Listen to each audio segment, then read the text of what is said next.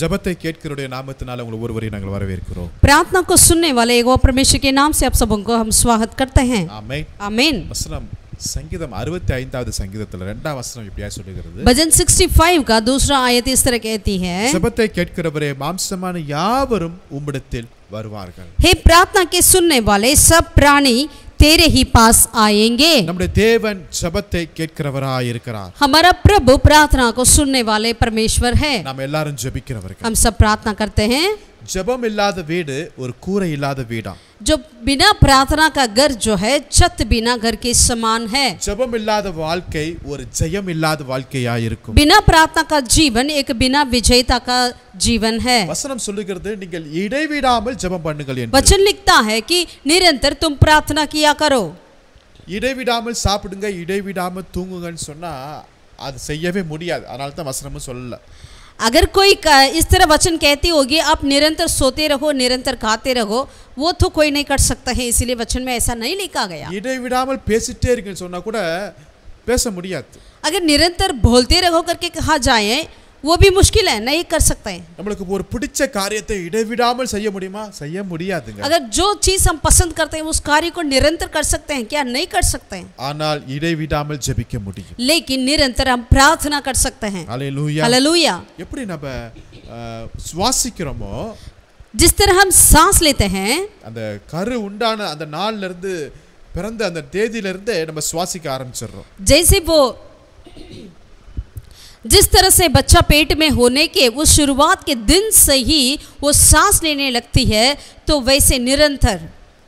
என்னைக்காவது நம்ம சொல்லியிருக்கிறோமா, ஓ நேத்து நான் ஒரு 10 நிமிஷம் நான் சுவாசிக்க மறந்துட்டேன் அப்படின்னு யாராவது சொல்லிருக்கீங்களா? कोई व्यक्ति इस तरह कहे हैं क्या, कल मैंने 10 मिनट के लिए सांस लेना भूल गया क्या करके? அப்படி மறந்துட்டோம்னா ஒரே தினம் நான் மறந்துடுவோம் வாழ்க்கையில. अगर ऐसा भूल गया तो बस निरंतर भूल जाते हैं. அத மறக்க முடியாது. அது ஆட்டோமேட்டிக்கா நடந்து கொண்டே இருக்குது போல. हम नहीं भूल सकते हैं, वो ऑटोमेटिकली होता है. சுவாசிக்கிறது போலவே நம்ம எப்பொழுதும் இடைவிடாமல் ஜெபித்துக் கொண்டே இருக்க வேண்டும். जिस तरह से हम सांस लेते हैं वैसे ही हमें निरंतर हमें प्रार्थना भी किया करना चाहिए. ஓ இன்னைக்கு ரொம்ப அதிகமா எனக்கு வேலை, நாளைக்கு எனக்கு எக்ஸாம், அதனால சுவாசிக்கிறத 10 நிமிஷம் நான் ஒதுக்கி வச்சிரேன்னு யாரும் சொல்லவே முடியாது. कोई भी व्यक्ति इस तरह भी नहीं कह सकते हैं आज मेरे लिए बहुत सारा काम है, कल मेरा एग्जाम है, इसलिए मैं सांस लेना कार्य को थोड़ा सा बंद करूंगा करके. ஜெபத்தையும் நம்மையும் பிரிக்கவே முடியாது. वैसे ही प्रार्थना और हमें भी अलग नहीं कर सकते हैं. எந்த ஒரு சூழ்நிலைகள், எந்த மனிதர்கள், எந்த அரசாங்கம் வந்தாலும் ஜெபத்தை நம்மிடத்துல இருந்து பிரிக்கவே முடியாது. कोई भी परिस्थिति, कोई भी व्यक्ति, कोई भी सरकार कोई क्यों ना आए, हमें प्रार्थना से अलग नहीं कर सकते. நம்ம ஏறெடுக்கிற ஒவ்வொரு ஜெபத்தையும் கர்த்தர் கேட்டுக்கொண்டே இருக்கிறார். हमारी हर एक प्रार्थना को, विनती को प्रभु सुनते हैं. ஜெபம் என்பது ஒரு அற்புதமான ஒரு காரியம். प्रार्थना जो है एक अद्भुत का कार्य है. சாதாரண மனிதராகிய நம்ம பரலோக தேவன்கிட்ட பேசுகிற ஒரு காரியம். साधारण व्यक्ति हम स्वर्गीय परमेश्वर से बात करने वाला कार्य है. எவ்வளவு நேரம்னாலும் பேசலாம். कितना समय भी हम कर सकते हैं. எப்படி வேணாலும் பேசலாம். कैसे भी कर सकते हैं. எங்க இருந்து கூட பேசலாம். कहां से भी कर सकते हैं. எந்த நேரத்திலயும் பேசலாம். कोई भी समय में भी कर सकते हैं. கர்த்தர் ஜெபத்தை கேட்கிறார். यहोवा परमेश्वर हमारी प्रार्थना को सुनते हैं. யோனா மீனின் வயிற்றிலிருந்து ஜெபிக்கிறார். யோனா जो है, கர்த்தர் கேட்டாருங்க. योना जो है मछली की पेट में से उन्होंने प्रार्थना किया, उस प्रार्थना को भी यहोवा परमेश्वर ने सुना. சமுத்திரத்தின் ஆழத்துல இருக்கிற அந்த மீனின் வயிற்றிலிருந்து ஏறெடுக்கிற ஜெபமே பரலோகம் கேட்டுக்கொண்டிருக்கிறது என்றால், जो समुद्र की गहराई में रहने वाले मछली की पेट में से किया हुआ प्रार्थना भी स्वर्ग सुन रही है. तो நீங்க உங்க வாழ்க்கையில எங்க இருந்து வேணாலும் ஜெபம் பண்ணுங்க, அது நிச்சயம் நம்முடைய தேவன் கேட்டுக்கொண்டே இருக்கிறார். आप अपने जीवन में कहीं से भी प्रार्थना किया करिएगा, प्रभु उसे सुनेंगे. ஏனென்றால் நம்முடைய தேவன் அவர் ஜெபத்தை கேட்கிறவராய் இருக்கிறார். क्योंकि हमारा परमेश्वर जो है प्रार्थना को सुनने वाला परमेश्वर है. பவுலும் சீலாவும் சிறைச்சாலையில ஜெபிக்கிறார்கள். पவுल और सिलास जो है बंद गृह में से उन्होंने प्रार्थना करी. கர்த்தர் அந்த ஜெபத்தை கேட்டு விடுதலை தந்தார். यहोवा परमेश्वर उस प्रार्थना को भी सुना और छुटकारा किया. ஜெபிக்கவே கூடாது என்கிற ஒரு சட்டம் வந்தாலும் தானியேல் ஜெபிக்கிறார். அந்த ஜெபத்தையும் கர்த்தர் கேட்டார். प्रार्थना नहीं करना करके एक नियम भी आ गया, कानून भी आ गया, लेकिन फिर भी दानियेल ने प्रार्थना किया. நீங்க சிங்கக்கேபில போட்டு அங்க ஜெபித்தாலும் கர்த்தர் கேட்டுக்கொண்டிருக்கிறார். यदि आप शेर की गुफा में भी डाला जाए, वहां से भी आप प्रार्थना करेंगे, उस प्रार्थना को भी प्रभु सुनते हैं. பத்முத்தீவில போடப்பட்ட யோவானுடைய ஜெபத்தையும் கர்த்தர் கேட்கிறார். बदमुस की टापू में डाला गया यूहन्ना की प्रार्थना को भी यहोवा परमेश्वर ने सुना है. கடல்ல அலைகள் மோதுகிற நேரத்துல அந்த கப்பல் சேதத்துல ஏறெடுக்கிற ஜெபத்தையும் கர்த்தர் கேட்கிறார். जो समुद्र में लहरों के बीच में उस जहाज में से जो प्रार्थना कर रहे थे उस आवाज को भी प्रभु सुनते हैं. வனாந்திரமோ குகையோ காடோ மலையோ எல்லா நேரங்களிலும் கர்த்தர் நம் ஜெபத்தை கேட்கிறார். मरुभूमि क्यों ना हो, वन क्यों ना हो, समुद्र क्यों ना हो, जहां से भी आप प्रार्थना करेंगे वहां से प्रभु आपकी आवाज को सुनते हैं. हालेलुया. हालेलुया.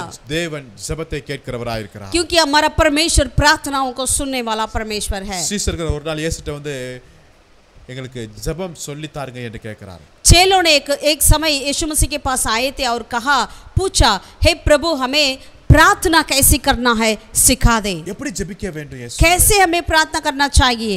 சீசர்கள் கேட்கல எங்களுக்கு அற்புதம் எப்படி செய்யணும், தீர்க்கதரிசனம் எப்படி சொல்லணும், இதெல்லாம் கேட்கவே இல்லை. चेलों ने ये नहीं पूछा प्रभु यीशु मसीह से किस तरह से अद्भुत करना चाहिए, किस तरह भविष्यवाणी करना चाहिए करके नहीं पूछा. ஏன்னா அவங்களுக்கு தெரியுது இந்த அற்புதம், இந்த அடையாளம், இந்த தீர்க்கதரிசனம், இந்த வல்லமை இது எல்லாமே ஜெபத்திலிருந்து புறப்படுகிறது என்பதை சீசர்கள் நன்றாக அறிந்து கொண்டிருக்கிறார்கள். क्योंकि चेलों ने जानते थे, उन्होंने अच्छी तरह समझ रखे थे कि ये सारे अद्भुत चिन्ह और भविष्यवाणी सारे कार्य प्रार्थना से ही उत्पन्न होती हैं. हालेलुया. हालेलुया. यीशु சொன்னார் ஒரு மணி நேரமாவது விழித்திருந்து ஜெபிக்க கூடாதா? प्रभु यीशु ने कहा क्या 1 घंटे भी कम से कम आप मेरे साथ जागते प्रार्थना नहीं कर सकते? இந்த உலகத்துல ஒரு உன்னதமான ஒரு ஊழியம் என்னவென்றால் அது ஜெபிக்கிற ஊழியம் தான். इस संसार में बहुत ही एक उचित एक सेवकाई क्या है, वो प्रार्थना का सेवकाई है. கர்த்தர் இன்றைக்கு ஜெபிக்கிறவர்களை தேடி கொண்டு இருக்கிறார். आज परमेश्वर प्रार्थना करने वालों की खोजी में है. ஜெபிக்கிறவர்கள் மூலமா தான் கர்த்தர் தேசத்துல பெரிய அற்புதங்களை செய்ய போகிறார். उन प्रार्थना करने वालों के द्वारा ही परमेश्वर देश में बहुत बड़ा अद्भुत को करेंगे. எழுப்புதல் ஜெபத்திலிருந்து உண்டாக போகிறது. जो बेदारी प्रार्थना से ही शुरू होती है. ஆகவே அருமையான தேவனுடைய பிள்ளைகளே, इसीलिए प्रभु के प्रिय இந்த लोगों, உபத்திரத்தின் நாட்கள்ல, इस उपद्रव के समय இந்த पर, கடைசி நாட்களில் इस अंतिम दिनों में நம்ம இன்னும் அதிகமாக ஜெபிக்க நம்மளை ஒப்பு கொடுப்போமாக. हम और ज्यादा प्रार्थना के लिए अपने आप को समर्पण करें. அவருடைய ஜெப ஆவி விண்ணப்பத்தின் ஆவினால கர்த்தர் நம்மை நிரப்புவாராக. परमेश्वर अपनी प्रार्थना की विनती की आत्मा से हमें भरे. ஜெபத்தை குறித்து எப்படி ஜெபிக்க வேண்டும் என்று ஒரு சில காரியங்களை நம்ம பார்க்க போகிறோம். प्रार्थना के बारे में कुछ बातों को हम देखना चाहते हैं कि कैसे हमें प्रार्थना करना चाहिए. முதலாவதாக 2 நாளாகமம் 7வது அதிகாரம் 14ஆம் வசனத்தை வாசிப்போமா? दूसरा इदिगा 7वें अध्याय का 14 आयत की ओर हम पलटें. மீண்டும் சொல்கிறேன், 2 நாளாகமம் 7ஆம் அதிகாரம் 14ஆம் வசனத்தை दूसरा इदिगा 7वें अध्याय का 14 आयत. என் நாமம் தரிக்கப்பட்ட என் ஜனங்கள் தங்களை தாழ்த்தி ஜெபம் பண்ணி என் முகத்தை தேடி தங்கள் பொல்லாத வழிகளை விட்டு திரும்பினால் அப்பொழுது பரலோகத்தில் இருக்கிற நான் கேட்டு அவர்கள் பாவத்தை மன்னித்து அவர்கள் தேசத்துக்கு சேமத்தை கொடுப்பேன் என்று கர்த்தர் சொல்கிறார். तब यदि मेरी प्रजा के लोग जो मेरे कहलाते हैं दीन होकर प्रार्थना करें और मेरी दर्शन की खोजी होकर अपनी पाप क्षमा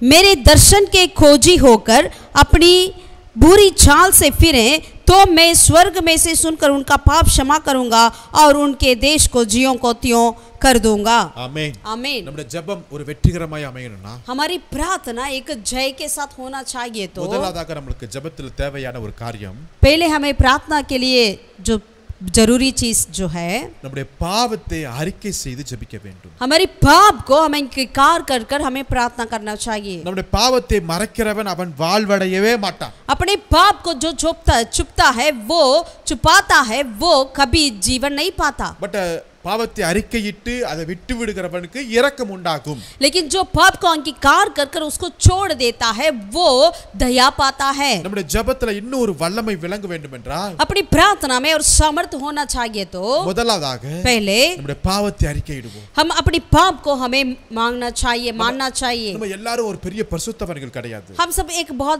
पवित्र जन नहीं है. ஏதோ வானத்திலிருந்து குதித்தவர்களும் கிடையாது. आसमान से कूदने वाला भी नहीं है. ஒரு பாவம் நிறைந்த இந்த சூழ்நிலையில் வாழ்ந்து கொண்டிருக்கிறோம். एक पाप से भरा हुआ जीवन संसार में जीते हैं. எல்லா இடங்களிலும் ஒரு பாவம் பெருகி இருக்கிறது. हर जगह में पाप बढ़ती जा रही है. ஒவ்வொரு நாளும் இந்த பாவத்தை மேற்கொள்ள வேண்டிய நாட்கள்ல வந்திருக்கிறோம். हर एक दिन इस पाप से हमें विजय पाना चाहिए. அப்படிப்பட்ட சூழ்நிலையில் வாழ்ந்து கொண்டிருக்கிற நம்ம इस परिस्थिति में रहने वाले हमें ஜெபம் என்பது प्रार्थना का मतलब ஒரு பாவம் இல்லாத ஒரு பரிசுத்தத்தை பேச போறோம்ல, एक पाप बिना पवित्र परमेश्वर से बात करने वाला कार्य है. அப்ப நம்முடைய பாவம் इसका मतलब हमारी पाप जो है நம்முடைய ஜெபத்திற்கு தடையா இருக்க கூடாது. हमारी प्रार्थना के लिए बीच में रुकावट नहीं होना चाहिए. நம்முடைய ஆசீர்வாதத்திற்கு அது ஒரு தடையா இருக்க கூடாது. हमारे आशीष के लिए रुकावट नहीं बनना चाहिए. அப்ப முதலாவதாக इसके पहले பாவத்தை அறிக்கையிடுவோம். हमें अपने पाप की मानना चाहिए, अंगीकार करना चाहिए. ஹalleluya. हालेलुया.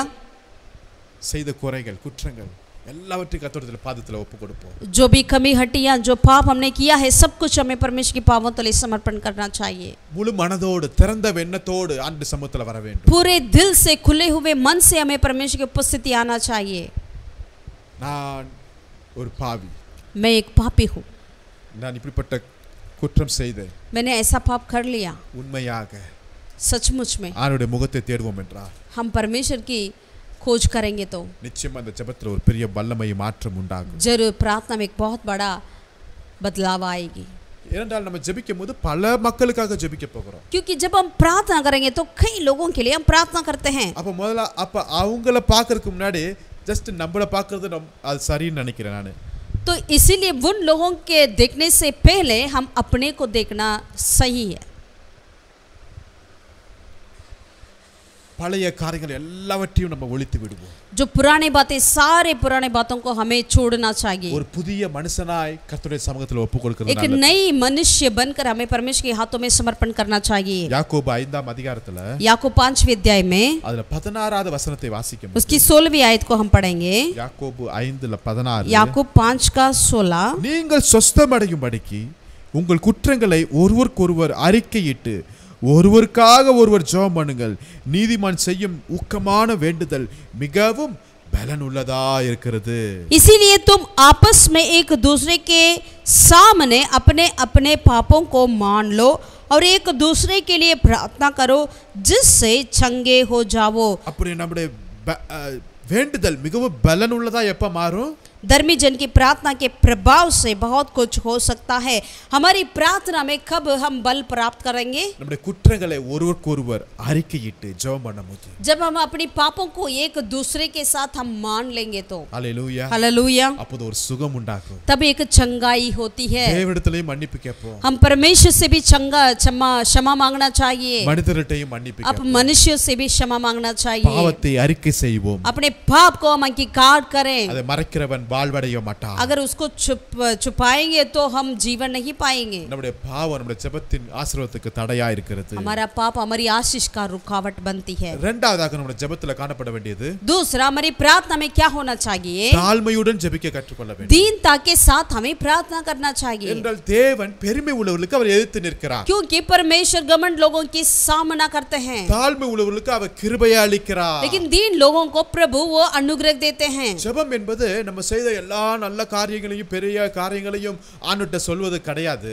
प्रार्थना मतलब ये नहीं कि जो जो हमने किया है उन बातों को प्रभु को बताना. ஆல்ரெடி ஆண்டவர் எல்லாவற்றையும் அறிகிற தேவனாய் प्रभु இருக்கிறார். सब कुछ पहले से ही जानते हैं. நம்ம செய்ய வேண்டியது ஒண்ணே ஒண்ணு, बस हमें करना क्या है? கர்த்தருடைய பாதத்தில் தாழ்மையோடு வருவோம். हमें परमेश्वर की उपस्थिति में पावों तले हमें दीनता के साथ आना चाहिए. ஏனென்றால் என்னுடைய உங்களுடைய பாவத்தை எல்லாம் அவர் மன்னித்துட்டாரே. क्योंकि प्रभु परमेश्वर आपकी मेरी सारे पापों को क्षमा कर लिया है. என் பாவத்தை எல்லாம் தொலைத்துட்டாரே. उन्होंने सारी पापों को उन्होंने दूर कर लिया பழைய है. காரியங்களுக்கு எல்லாவற்றுக்கும் ஒரு முற்றுப்புள்ளி வைத்துட்டாரே. सारी पुराने बातों को उन्होंने खत्म कर लिया. ஒரு புதிய மனுஷனா என்னை ஆண்டவர் एक படைத்தார். नया मनुष्य मुझे बदल डाला है. நம்ம எவ்வளவு நன்றி உள்ளவனா இருக்கணும். इसका मतलब हमें कितने धन्यवादी होना चाहिए. ஆண்டவருடைய சமூகத்தில் வரும்போது எவ்வளவு தாழ்மையோடு வர வேண்டும். जब हम प्रभु की उपस्थिति में आते हैं तो हमें कितनी दीनता के साथ आना चाहिए. எந்த ஒரு கனமும் எந்த ஒரு புகழ்ச்சியும் ஒரு நாள் அது நமக்கோ எந்த மனிதருக்கோ கொடுக்கவே கூடாதுங்க. कभी भी हम किसी महिमा को कोई व्यक्ति को या हमारे लिए नहीं लेना चाहिए, नहीं देना चाहिए. தாழ்மையோடு ஜெபிக்க வேண்டும். हम दीनता के साथ प्रार्थना करें. இங்க லூக்கா 18ஆம் அதிகாரத்துல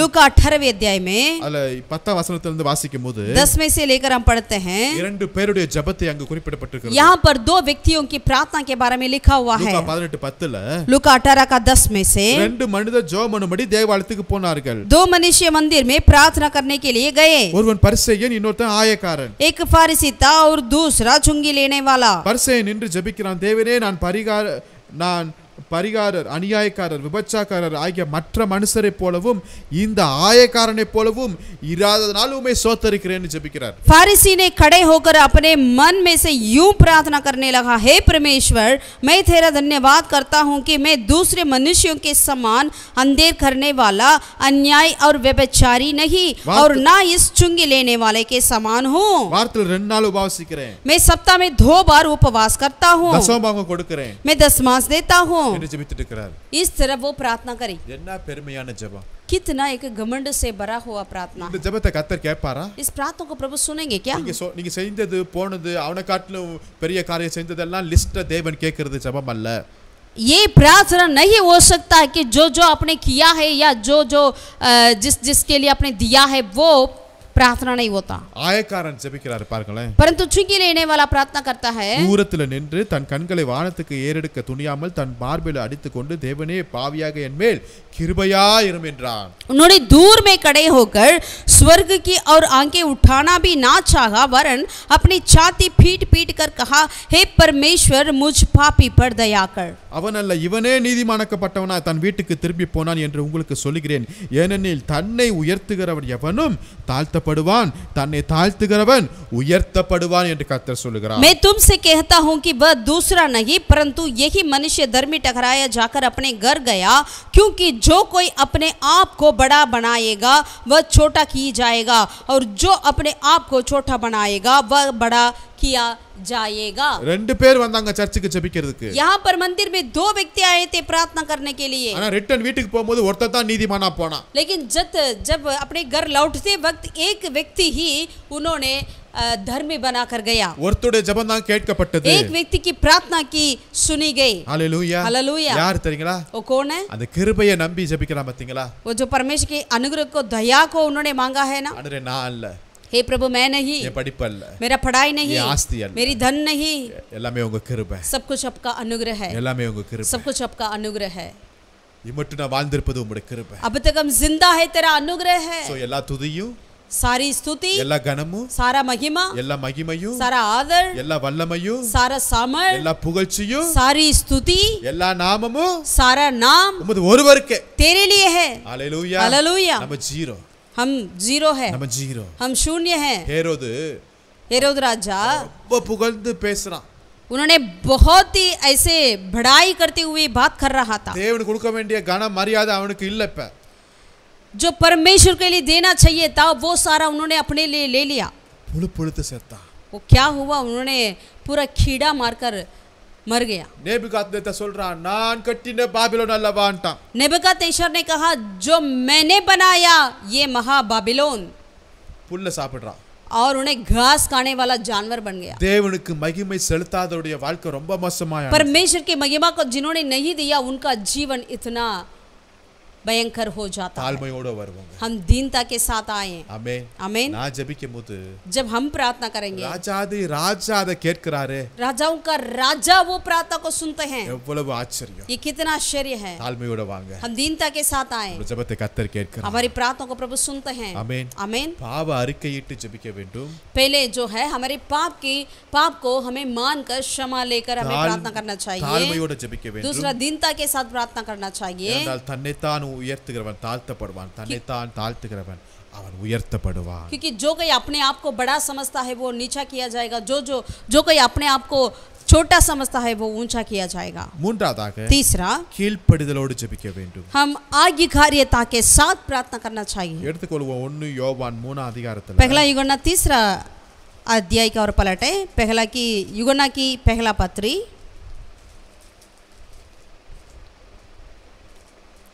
यूहन्ना की पहला पत्री 3 अध्याय அது 22 வசனத்தை வாசி. 22 वेद को हम पढ़ेंगे. அவருடைய கற்பனைகளை நாம் கைக்கொண்டு அவருக்கு முன்பாக பிரியமானவைகளை செய்கிறபடியினால் நாம் வேண்டிக் கொள்ளுகிறது எதுவோ அதை அவராலே பெற்றுக்கொள்கிறோம். और जो कुछ हम मांगते हैं वह हमें उससे मिलता है, क्योंकि हम उसकी आज्ञाओं को मानते हैं और जो कुछ भाता है वही करते हैं. நம்முடைய வேண்டிக் கொள்ளுதலுடைய ஆசீர்வாதத்தை நாம் பெற்றுக்கொள்வோமா? जो हम मांगते हैं उसे पाते हैं. எப்ப? कब? அவருடைய கற்பனைகளை நாம் கைக்கொண்டு அவருக்கு பிரியமாய் நடக்கும்போது நம்முடைய जब हम ஜெபத்துல परमेश्वर की आज्ञाओं को मानकर उसकी प्रसन्न की जीवन जीते हैं तब ऐसा होता है। ஆமென் आमीन। நாம் வேண்டிக் கொள்வதை பெற்றுக்கொள்ள முடியும் जो कोई हम मांगते हैं उसे हम पाते हैं। நம்முடைய ஜெபத்திற்கு பதில் உண்டாகும் हमारी प्रार्थना के लिए उत्तर मिलती है। அநேக சமயத்துல நம்முடைய ஜெபத்திற்கு பதில் கிடைக்கவில்லை कई बार हमारी प्रार्थना को उत्तर नहीं मिलता। காரணம் 100% கீழ்ப்படுதல் அவசியமா இருக்கிறது कारण हमारे लिए 100% हमें आज्ञाकारियता नहीं रहते हैं। கீழ்ப்படுதல் ரொம்ப அவசியம் आज्ञाकारियता बहुत मुख्य है। கர்த்தர் அதை நம்மகிட்ட எதிர்பார்க்கிறார் परमेश्वर हमसे वो चाहते हैं। ஏதோ கொஞ்சம் கொஞ்சம் கீழ்ப்படுதல் இல்ல முழு மனதோடு கீழ்ப்படுதலை கர்த்தர் थोड़ा எதிர்பார்க்கிறார் थोड़ा नहीं वरन पूरे मन से हमें आज्ञाकारियता रहना चाहिए। யோனாவை கர்த்தர் சொல்லுகிறாரு நீ நினிவேக்கு போ என்று சொல்லுகிறார் यूना के पास प्रभु ने कहा तू निनिवे शहर की ओर जा, பட் இவர் தர்சிஸ்க்கு போகிறார் लेकिन इन्होंने दर्शिश को भा गया। ஊழியத்துக்கு போறாரு ஆனா தவறான இடத்துக்கு போகிறார் वो गए थे सेवकाई के लिए लेकिन दूसरी गलत जगह गए। கீழ்ப்படியாத நிமித்தமாக उन्होंने आज्ञाकारियता ना रहा, इसीलिए கடல்ல ஒரு புயல் वहां पर समुद्र में एक तूफान। மற்ற ஜனங்களுடைய சரக்கெல்லாம் இப்ப வெளியே போறாங்க अब बाकी लोगों की सारे अपनी चीजों को फेंक रहे थे समुद्र में। ஒரு மனுஷனுடைய கீழ்ப்படியாத நிமித்தமாக एक व्यक्ति की अनाज्ञाकारियता के चलते கப்பல்ல இருக்கிற எல்லாருக்குமே நஷ்டங்க जहाज में जितने थे सबके लिए नष्ट। நம்ம ஒருவருடைய கீழ்ப்படியாத நிமித்தமாக हम एक व्यक्ति की अनाज्ञाकारियता के चलते நம்முடைய ஜெபங்கள்ல ஒரு ஆசீர்வாதம் இல்ல हमारी प्रार्थना में एक आशीष नहीं है। ஆனா எப்ப அந்த கீழ்ப்படியாததை எடுத்து கடல்ல வீசுகிறோமோ लेकिन जब हम अनाज्ञाकारियता को लेकर हम समुद्र में फेंक देते हैं அப்ப கடல் அமைதலாகிவிடும் तब समुद्र बिल्कुल शांत हो जाती है। ஆமென் आमीन। நம்ம ஆண்டவரிடத்துல கேள்வி கேட்கறதுக்காக வரல हम परमेश्वर से सवाल करने के लिए नहीं आए। கர்த்தர் எதை சொல்றாரோ அதை கண்ணை மூடிட்டு கீழ்ப்படிங்க जो भी प्रभु कहते हैं उसे हमें आंख बंद कर कर मानना चाहिए। தேவன் ஆபிரகாமை கூப்பிட்டு சொல்லுகிறாரு எல்லாத்தையும் விட்டுட்டு நான் உனக்கு காண்பிக்கும் தேசத்துக்கு போனாரு परमेश्वर ने अब्राहम से कहा सब कुछ छोड़कर जो देश में तुझे दिखाऊंगा उस देश की ओर चले जा। அட்ரஸ் சொல்லல उन्होंने पता नहीं बताया, எங்க போய் நீ குடிக்க போறன்னு சொல்லல जहां तू वास करेंगे करके नहीं बताया, புறப்பட்டு போயிட்டே இருக்கிறார் लेकिन वो निकल कर गए। 100% கீழ்ப்படிதலை கர்த்தர் எதிர்பார்க்கிறார் 100% आज्ञाकारियता को प्रभु चाहते हैं। ஆமென் आमीन। கீழ்ப்படிவோமா क्या हम आज्ञाकारियता रहे? கர்த்தர் ஆபிரகாம்கிட்ட சொல்றாரு प्रभु ने अब्राहम से कहा உன்னுடைய பிரியமும் நேசகுமாரனாகிய ஈசாக்கு எனக்கு பலி செலுத்துன்னுகிறார் तेरे अपना एकलौता पुत्र को मेरे लिए बलि चढ़ाओ। இது எப்படி முடியும் ये कैसा हो सकता है? இது என்னால முடியாது ये मुझसे नहीं होता। 100 வயசுல எனக்கு கொடுத்திருக்கீங்க பிள்ளை आपने 100 उम्र पे मेरे लिए अपना बच्चा दिया है। ஒரு கேள்வி இல்லைங்க कोई ऐसा सवाल नहीं, கர்த்தர் சொன்னதை நிறைவேற்றுறதுக்கு அவர் உண்மையா இருந்தார் बस परमेश्वर ने कह दिया उसे पूरा करना करके अब्राहम ने निकला। ஆமென் கர்த்தர் ஆமென்। கீழ்ப்படிதலை பார்த்துட்டே இருக்கிறார் यह परमेश्वर आज्ञाकारियता को देखते हैं। ஒரு வார்த்தைக்கு கீழ்ப்படிவோம் हर एक शब्दों के लिए आज्ञाकारियता रहे। ஒருவேளை பல நாட்களுக்கு முன்னாடி கர்த்தர் சொல்லிருக்கலாம் शायद कई दिनों के पहले आपसे प्रभु कुछ बातें कहते होंगे, சில காரியத்தை விட்டு விடுவதற்காக कुछ कार्य को छोड़ने के लिए, ஊழியத்துல உங்களை அர்ப்பணிப்பதற்காக सेवकाई में अर्पण करने के இந்த लिए, காரியத்தை செய்யும்படியாக इस कार्य को करने के लिए, நீங்க விலைக்கு போட்டிருக்கலாம் लेकिन आप उस कार्य से दूर दूर होते होंगे। நீங்க அந்த காரியத்தை நீங்க போஸ்ட்போன் பண்ணிட்டே இருக்கலாம் आप उस चीजों को पोस्टपोन करते रहते होंगे। தயவு செய்து பண்ணாதீங்க ऐसा ना करें। நம்முடைய ஜெபத்துல ஒரு ஆசீர்வாதம் இருக்காது हमारी प्रार्थना में कोई आशीष नहीं मिलेगी, நம்முடைய வாழ்க்கையில ஒரு ஆசீர்வாதம் இருக்காது हमारे जीवन में कोई आशीष नहीं मिलेगी। உடனே செய்வோம் तुरंत हम करें। கர்த்தர் அனனியாட்ட சொல்றாரு परमेश्वर हनन्यास से कहा, நீ போ அங்க சவுல் என்பவன் உட்கார்ந்து இருக்கிறான் அவன்கிட்ட போய் நீ பேசுறேன்னு சொல்றாரு परमेश्वर ने कहा तू जाओ और वहां पर साउल बैठा हुआ है उनसे बातें कर। அனனியா பயப்படுறான் இது எப்படி முடியும் हनन्याह ने डर गया था, ऐसे कैसे होगा? ஐயோ சவுல் ரொம்ப மோசமான மனுஷனே साउल तो बहुत बुरा व्यक्ति है। கர்த்தர் என்ன சொல்றாரு நீ போ பேசுன்ட்டார் लेकिन प्रभु ने क्या कहा, तू जा उनसे बोल। கண்ணை மூடிட்டு போயிட்டே இருக்க வேண்டியதா बस इनको आंख बंद कर कर जाना ही है। அவன் போனா அங்க சவுல் பவுலாய் கர்த்தர் மாற்றினார் वहां गया, वहां पर साउल पौल बन गया। ஹalleluya हालेलुया। நம்ம பிள்ளைகிட்ட 100% கீழ்ப்படிதல் எதிர்பார்க்கும் போது हम अपने बच्चों से पूरा 100% आज्ञाकारियता को चाहते हैं तो அதேபோல கர்த்தர் நம்மிடத்துல கீழ்ப்படிதலை எதிர்பார்க்கிறார் वैसे ही परमेश्वर हमसे भी वो पूरा आज्ञाकारियता को चाहते हैं। ஆமென் आमीन। நம்மளோட ஜெபம் ஆசீர்வாதமா இருக்கணும்னா हमारी प्रार्थना आशीष से भरे रहना है तो பாவத்தை அறிக்கையிட்டு ஒப்பு கொடுத்து ஜெபம் பண்ணுவோம் हम पाप को अंगीकार कर कर मान कर प्रार्थना करना चाहिए। ஆண்டவருடைய சமூகத்துல தாழ்மையோட வருவோம் परमेश्वर की उपस्थिति में दीनता के साथ आना चाहिए। ஆண்டவருடைய வார்த்தை கீழ்ப்படிந்து ஜெபம் பண்ணுவோம் परमेश्वर की वचन को आज्ञाकारियता से हम प्रार्थना करें। நம்மளோட ஜெபத்துல ஒரு வல்லமை உண்டு हमारी प्रार्थना में एक विजयता, एक सामर्थ्य होती है। அடுத்ததாக आगे விசுவாசத்தோடு ஜெபிப்போம் हमें विश्वास के साथ प्रार्थना करना चाहिए। எடுத்து வாசிப்போம் மத்தேயு 21 அதிகாரத்துல आइए पढ़ेंगे मत्ती 21वें अध्याय को और पलटें। அதுல 22 வசனத்தை வாசிக்கும்போது 21 का 22वें आयत को हम पढ़ेंगे। மத்தேயு 21ல 22 मत्ती 21 का 22वें आयत का और हम पलटें। மேலும் நீங்கள் விசுவாசம் உள்ளவர்களாய் ஜெபத்தில் எவைகளை கேட்கிறீர்களோ அவைகளெல்லாம் பெறுவீர்கள். और जो कुछ तुम प्रार्थना में विश्वास से मांगोगे वह सब तुमको मिलेगा. விசுவாசம் இல்லாமல் தேவனுக்கு பிரியமாய் இருக்க முடியாது. बिना विश्वास परमेश्वर को प्रसन्न करना अनहोना है. அதே போல நம்முடைய ஜெபத்திலையும் விசுவாசம் ரொம்ப ரொம்ப ரொம்ப அவசியம். वैसे हमारी प्रार्थना में भी विश्वास बहुत जरूरी है. ஏனென்றால் நம்மளுக்கு விசுவாசிகள் என்று பெயர். क्योंकि हमारा नाम ही विश्वासी है. பேரை வச்சிட்டு விசுவாசமே இல்லனா, अगर नाम को रखकर विश्वास नहीं है तो, பேரை வச்சிட்டு நம்ம ஜெபத்துல விசுவாசமே இல்லனா, अगर नाम तो विश्वास ही लेकिन प्रार्थना में विश्वास नहीं है तो அது எவ்வளவு பிரச்சனையா மாறிடும். वो कितना परेशान है. अनेक சமயத்துல நிறைய காரியங்களுக்காக ஜெபம் பண்ணுவோம். कई बार हम कई चीजों के लिए प्रार्थना करते हैं. காரியத்தை எனக்கு தாருங்க, ये चीज को मुझे दीजिए இந்த प्रभु, காரியத்துல எனக்கு உதவி செய்யுங்க, इस कार्य में मेरा मदद करिए, எனக்கு ஒரு விடுதலை தாருங்க, इसमें से मुझे छुटकारा चाहिए. எல்லாம் ஜெபம் பண்ணிட்டு ऐसे सारे प्रार्थना कर कर முடிச்ச பிறகு நம்ம சொல்லுவோம், खत्म होने के बाद हम इस तरह कहेंगे இதெல்லாம் எப்படி நடக்கும், पता नहीं ये कैसा होगा, இது கஷ்டம், ये तो मुश्किल है, இது டைம் எல்லாம் முடிஞ்சிருச்சு. ये टाइम तो खत्म हो गया. இதே நாவுல ஜெபம் பண்ணோம், यही जुबान से हमने प्रार्थना किया, ஆனா இதே நாவுல மீண்டும் அவிசுவாசமான அறிக்கையை நம்ம अभी பேசுறோம். इसी जुबान से अभी अब विश्वास की बातें हम कहते हैं. கிடையாது.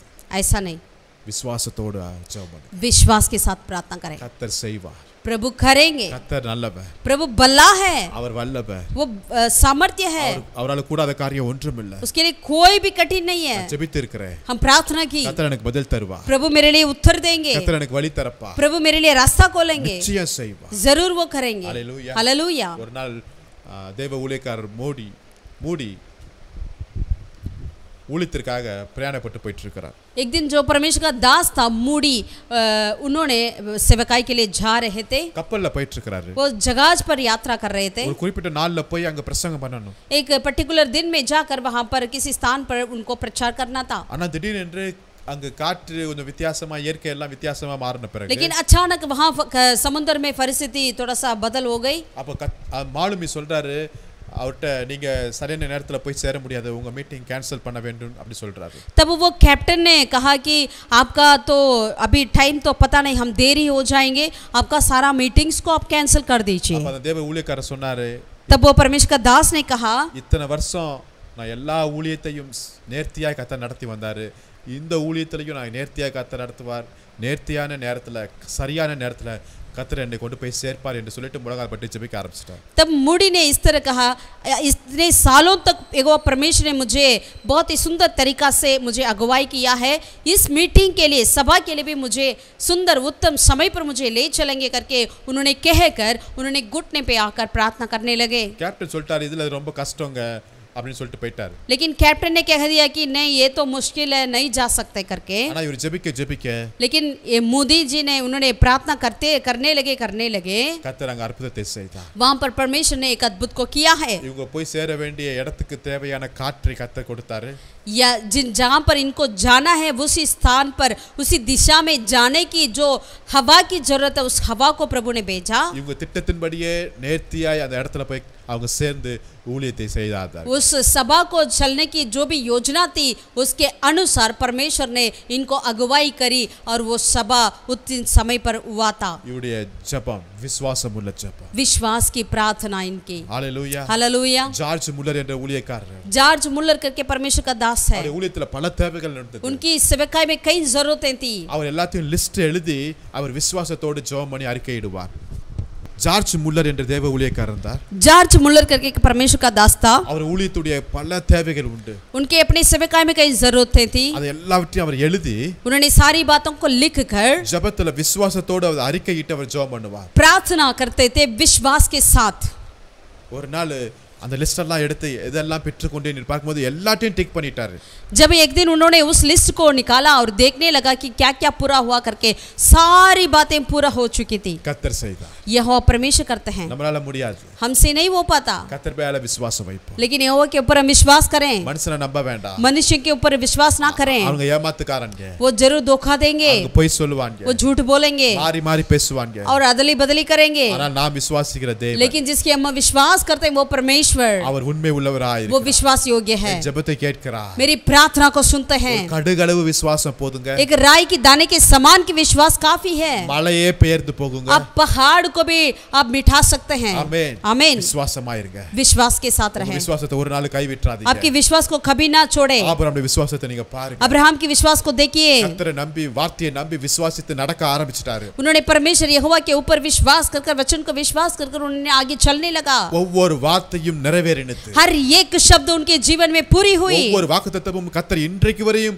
அவருடைய வாழ்க்கையில சந்ததிக்கு அவர் உண்மை உள்ளவராய் இருக்கிறார். हर एक वायदा अब तक उनके वंश के लिए प्रभु पूरा करते हुए आ रहे हैं। ஒவ்வொரு ஸ்டெப்பையும் விசுவாசத்துல எடுத்து வைங்க. हर एक कदम विश्वास की कदम रखिए। ஒவ்வொரு காரியத்திலும் விசுவாசத்துல தோங்குங்க. हर एक कार्य को विश्वास से शुरू करिए। கர்த்தர் நடத்துவார். यहोवा परमेश्वर अगुवाई करेंगे। आमीन। आमीन। கடைசியாக और अंतिम में எப்படி ஜெபிக்க வேண்டும்? हमें कैसी प्रार्थना करना है? ஸ்தோத்திரத்தோடு ஜெபிக்க. स्तुति के साथ, நன்றியோடு ஜெபிங்க. धन्यवाद के साथ। आमीन। आमीन। பிலிப்பியர் 4 அதிகாரத்துல 6 வசனத்தை வாசிக்கும்போது फिलिपियों 4 अध्याय 4 का छठे वचन को हम पढ़ेंगे।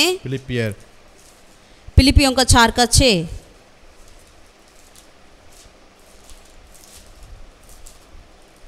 பிலிப்பியர் 4 அதிகாரம் 6 வசனத்தை வாசிப்போம். किसी भी बात की चिंता मत करो, परंतु हर एक बात में तुम्हारी निवेदन, प्रार्थना और विनती के द्वारा धन्यवाद के साथ परमेश्वर के सम्मुख उपस्थित की जाए। நீங்கள் ஒன்றுக்கும் கவலைப்படாமல் எல்லாவற்றையும் குறித்து உங்கள் விண்ணப்பங்களை ஸ்தோத்திரத்தோடு கூடிய ஜெபத்தினாலும் வேண்டுதலாலும் தேவனுக்கு தெரியப்படுத்துங்கள். आमीन। ஆமென். எப்படி ஜெபிக்க வேண்டும்? हमें कैसी प्रार्थना करना चाहिए? நன்றியோடு, धन्यवाद के साथ, ஸ்தோத்திரத்தோடு स्तुति के साथ ஜெபிக்க வேண்டும். हमें प्रार्थना करना चाहिए। ஹalleluya. हालेलुया। ஏங்க क्यों? அதிகமான ஸ்தோத்திரத்தினால நம்முடைய விசுவாசம் இன்னும் அதிகமாகும். हमारी ज्यादा स्तुति के चलते हमारी विश्वास बढ़ती जाएगी। अनेकருடைய ஸ்தோத்திரத்தினால தேவ கிருபை பெருகும். कई लोगों की स्तुति के लिए चलते परमेश्वर का अनुग्रह बढ़ती है। நம்முடைய ஸ்தோத்திரத்தை ஏறெடுக்கிறது நிமித்தமாக நம்முடைய பாரங்கள் எல்லாம் அது விலகி போகக்கூடியதா இருக்கிறது. हम परमेश्वर को स्तुति करते हैं, इसीलिए हमें सारे बोझ हमसे दूर हो जाती है। எல்லாவற்றுக்காகவும் ஸ்தோத்திரம் செலுத்துங்க. हर बातों के लिए हमें स्तुति करना चाहिए, धन्यवाद करना चाहिए। அது நமக்கு விரும்பினது கிடைச்சோ கிடைக்கலையோ அது எப்படி ஆனுச்சோ ஸ்தோத்திரம் மட்டும் சொல்லிக்கொண்டே இருங்க. जो हमें मिला ना मिला, लेकिन हमें धन्यवाद देना चाहिए। இது ஒரு கஷ்டமான காரியம் ये தான். थोड़ा कष्ट है। அப்ப யோபு நீங்க பாருங்க, अय्यूब को देखिए, எல்லாமே போயிருச்சு, उनके पास सब चीजें चली गई, கர்த்தருடைய நாமத்திற்கு ஸ்தோத்திரம்ட்டார். लेकिन उन्होंने कहा परमेश्वर के नाम की धन्यवाद हो। இது முடியுமாங்க? ऐसा हो सकता है क्या? இதுதான் கிறிஸ்தவ வாழ்க்கை. यही मसीह जीवन, இதுதான் ஜெபிக்கிற வாழ்க்கை. यही प्रार्थना का जीवन। ஆமென். आमीन। ஸ்தோத்திரம் ஆண்டவரே. स्तुति हो। நீங்க கொடுத்ததுக்காக ஸ்தோத்திரம். प्रभु आपने दिया है, धन्यवाद हो। எடுத்ததுக்காக ஸ்தோத்திரம். आपने ले लिया है, धन्यवाद हो। எல்லாவற்றுக்காக ஸ்தோத்திரம். सब बातों के लिए धन्यवाद। திடீர்னு பலவீனம் வருகிறதா ஸ்தோத்திரம். अचानक आप कुछ कमजोर होते हैं क्या? धन्यवाद करिए। திடீர்னு ஆசீர்வாதம் வருகிறதா ஸ்தோத்திரம். अचानक आप आशीष पाते हैं क्या? धन्यवाद करिए। எல்லாவற்றுக்காகவும் हर बातों के लिए धन्यवाद। ஸ்தோத்திரம். धन्यवाद। ஒன்றுக்கும் கவலைப்படாதீர்கள். किसी भी बात की चिंता ना करें। வாயிலிருந்து வெறும் ஸ்தோத்திரம் மாத்திரம் வரட்டும். मेरे मुंह से निरंतर धन्यवाद आती रहे। ஹalleluya. Hallelujah, hallelujah. ஒரு பையன் அவங்க அம்மாக்கு லெட்டர் எழுதுறாப்ல. एक बेटा ने अपने माँ के लिए एक पत्र लिखा।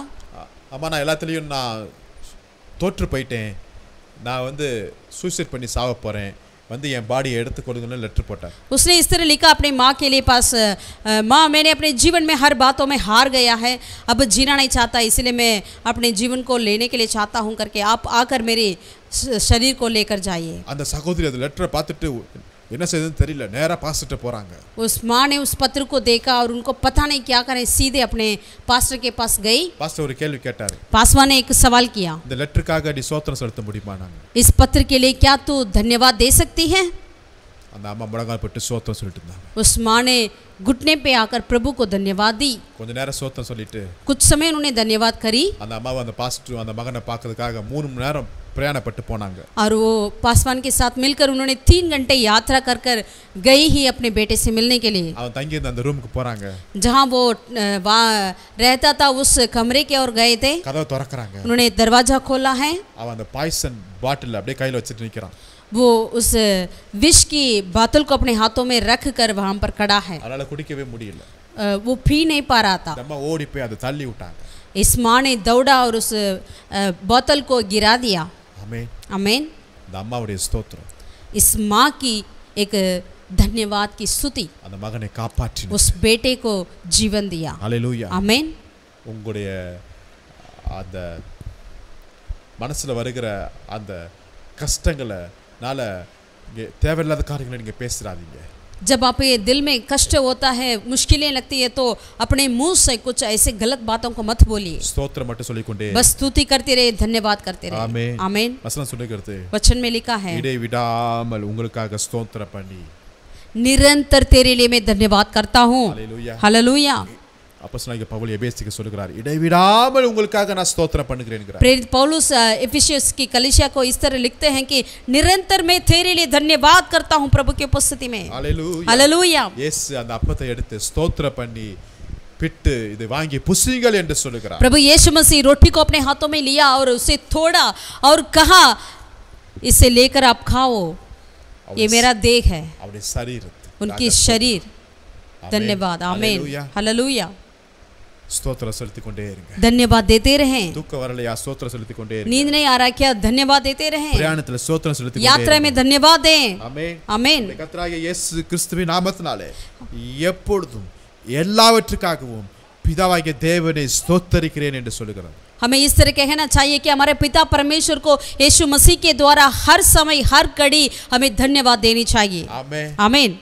பிரச்சனைகள் வரும்போது जब परेशानी आती है तो ரெண்டு கரங்களை உயர்த்தி ஸ்தோத்திரம் ஸ்தோத்திரம் ஸ்தோத்திரம் ஸ்தோத்திரம் சொல்லிக் கொண்டே இருங்க। आप दोनों हाथों को उठाकर हो परमेश्वर तेरे लिए धन्यवाद धन्यवाद धन्यवाद करते रहिए। உங்களுடைய டென்ஷன், आपकी टेंशन में, உங்களுடைய கோபம், आपका गुस्सा, உங்களுடைய பிபி, आपका ब्लड प्रेशर, அதிகமான எதெல்லாம் லெவல் அதிகமாயிட்டு இருக்கோ எல்லாவற்றையும் தேவன் அப்படியே குறைத்து விடுதலை தருகிறவராக இருக்கிறார்। ऐसे जो बढ़ती जाती है, जब आप धन्यवाद करेंगे तो प्रभु सारे चीजों को नॉर्मल में लेकर आएंगे। हालेलुया। हालेलुया। हालेलुया। हालेलुया। ஸ்தோத்திரத்தோடு ஜெபம் பண்ணுவோம்। धन्यवाद के साथ हम प्रार्थना करें। हालेलुया। आमीन। हालेलुया। எப்படி நம்முடைய ஜெபம் இருக்கணும்னா, हमारी प्रार्थना कैसी होना चाहिए? பாவத்தை அறிக்கையிட்டு ஜெபிக்கணும்। हम अपनी पाप की मानते हुए प्रार्थना करना चाहिए। தாழ்மை உள்ள எண்ணத்தோடு நீங்க வந்து ஜெபம் பண்ணுங்க। दीनता के साथ प्रार्थना करना चाहिए।